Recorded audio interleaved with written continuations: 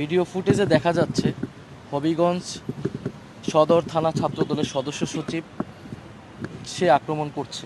দেশে যে আইনের শাসন নাই এটাই প্রতীয়মান হয়েছে। কিভাবে আর জনপ্রতিনিধি থাকেন এটাও আমরা বুঝি না। স্বরাষ্ট্রমন্ত্রী তার কোনো বক্তব্য নেই।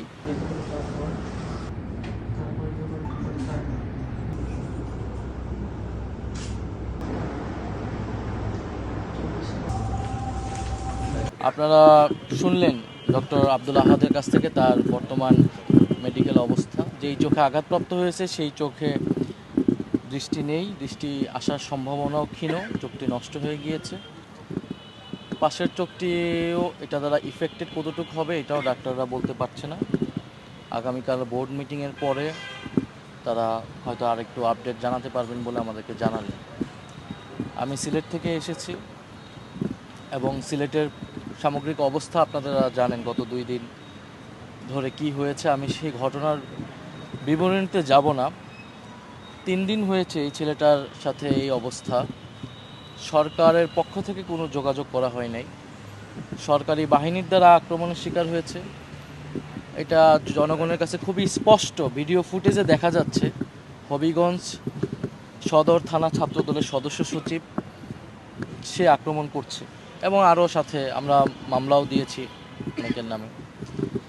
কোনো সাংগঠনিক ব্যবস্থা নেওয়া হয় নাই, কোনো আইনগত ব্যবস্থা নেওয়া হয় নাই। অর্থাৎ সরকার একটা বার্তা দিল যে এই সরকারের যারা পৃষ্ঠপোষকতায় আছে সন্ত্রাসী বাহিনী, ছাত্রদল যুবদলের নামে, তারা চাইলে যে কাউকে দিনে দুপুরে আক্রমণ করতে পারে, মেরে ফেলতে পারে, চোখ উপড়িয়ে নিতে পারে এবং তার কোনো বিচার এই দেশে হয় না।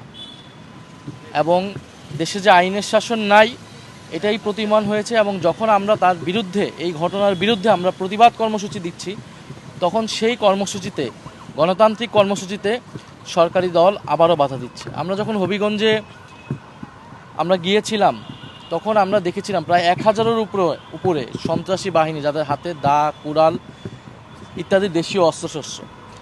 আপনারা সাম্প্রতিক সময়ে অনেক ভাষা এবং সভ্যতা, ভদ্রতার কথা শুনবেন যে এগুলার সবক দেওয়া হচ্ছে, অথচ একটা সভ্য সমাজে এটা কল্পনাও করা যায় না যে এখানে বিরোধী দলের প্রতিনিধিরা গিয়েছে, সেখানে তাদেরকে ঠেকাতে, তাদেরকে আক্রমণ করতে 1000 মানুষ, সন্ত্রাসীরা এসেছে দেশীয় অস্ত্রশস্ত্র নিয়ে এবং পুলিশ কিছুই করছে না।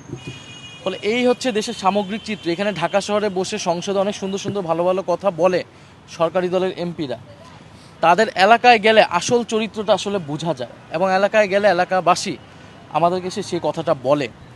এবং জিকে গৌসের যে অনুসারী, যেই ছেলেটা এই ছেলেকে আক্রমণ করলো, সার্জিস আলমের গাড়িতে আক্রমণ করলো, তো উনি তো জনপ্রতিনিধি হিসেবেই আর থাকার কথা না। অন্য কোনো গণতান্ত্রিক দেশ হলে এতক্ষণে তিনি ক্ষমা চাইতেন এবং পদত্যাগ করতেন, অথবা দল থেকে তাকে বহিষ্কার করে দেওয়া হতো।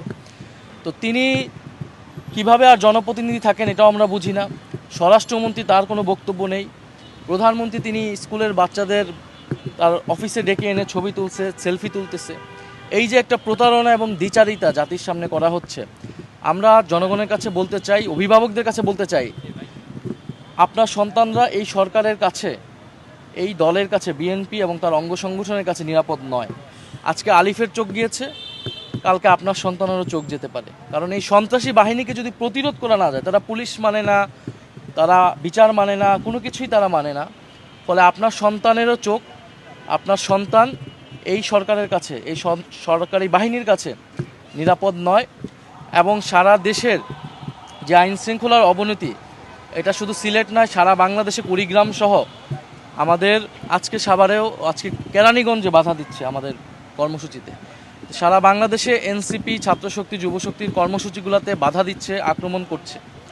ফলে এটা দিয়ে সরকার এটাই বার্তা দিচ্ছে যে এখানে কোনো বিরোধী মতের জায়গা সরকার করতে দিতে চায় না। আলিফ আমাকে একটা কথা বলেছে যে কাঁটা গলায় বিঁধে যাওয়ার আগেই কাঁটাকে তুলে ফেলতে হয়। বিঁধে যদি যায় তাহলে অনেক ক্ষতি হয়, অনেক কষ্ট হয়। বিগত 16 বছর যে কষ্টটা আমাদের হয়েছে।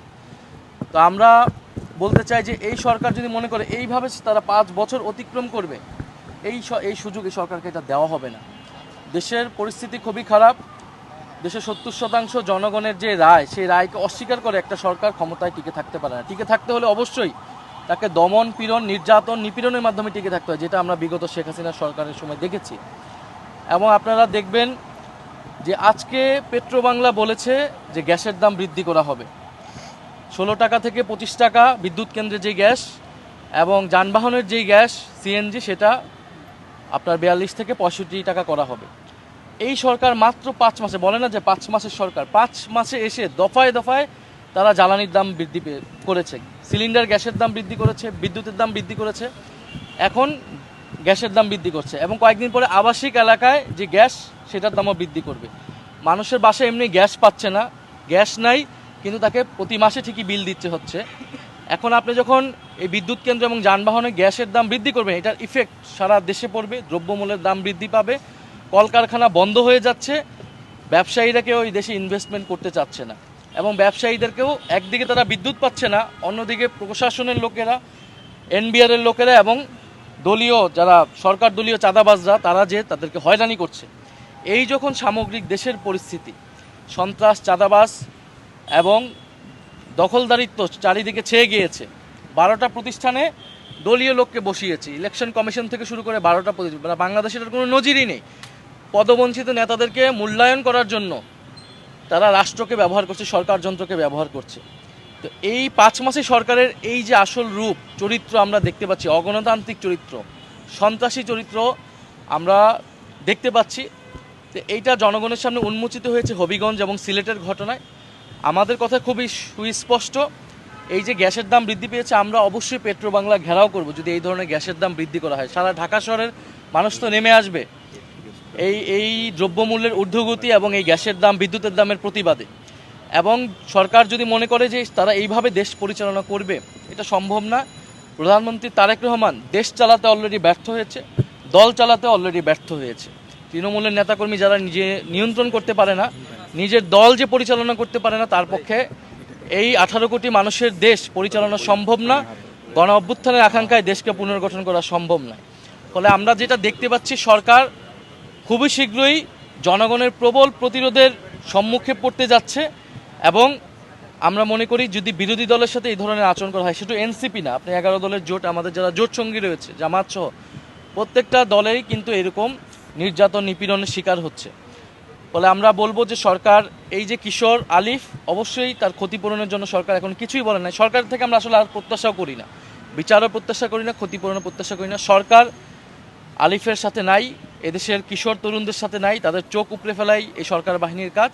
কিন্তু আমরা মনে করি সারা বাংলাদেশের জনগণ, গণ অভ্যুত্থানের জনগণ কিশোর আলিফের সাথে আছে এবং আমাদের এই যে বিরোধী দল যে আন্দোলন, সেই আন্দোলনের সাথে আছে। আমরা আপনাদের উদ্দেশ্যে এটাই, জনগণকে এই বার্তাটাই দিতে যাচ্ছি যে জনগণ যাতে প্রস্তুত হয়।